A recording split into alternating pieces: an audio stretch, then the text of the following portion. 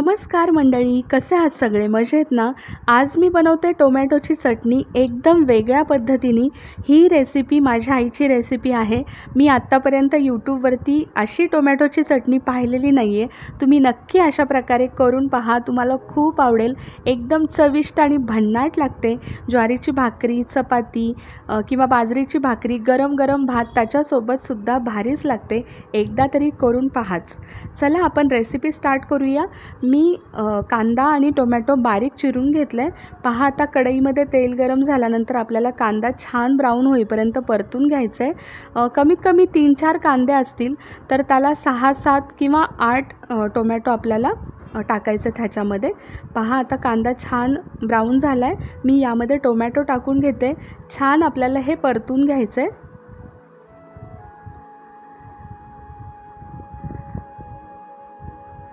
खूप छान लागते ही चटणी। आमच्या घरी 12 महिने बनते बरं का। माझ्या माहेरीसुद्धा आणि माझ्या घरीसुद्धा बनते।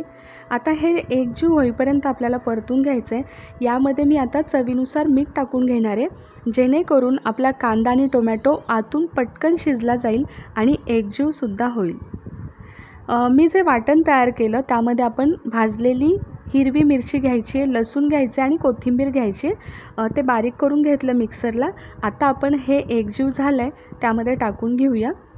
पहा हे वाटण मी टाकलं आहे। यामध्ये मी पुन्हा सांगते, हिरवी मिरची मी भाजून घेतली आहे, लसूण आणि कोथिंबीर।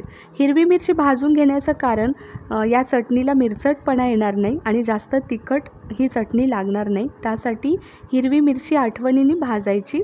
आता हे छान एकजीव होईपर्यंत आपल्याला परतून घ्यायचे आणि वाफ द्यायला ठेवायचे। यामध्ये मी पाण्याचा वापर बिलकुल केलेला नाही आहे। ही चटणी कमीत कमी 7-8 दिवस ते 10 दिवस 12 दिवस टिकते बरं का, आणि खूप छान राहते। पहा याला हळूहळू तेल सुटायला सुरुवात झाली। मी 2-3 वेळा याला वाफ द्यायला ठेवलं होतं।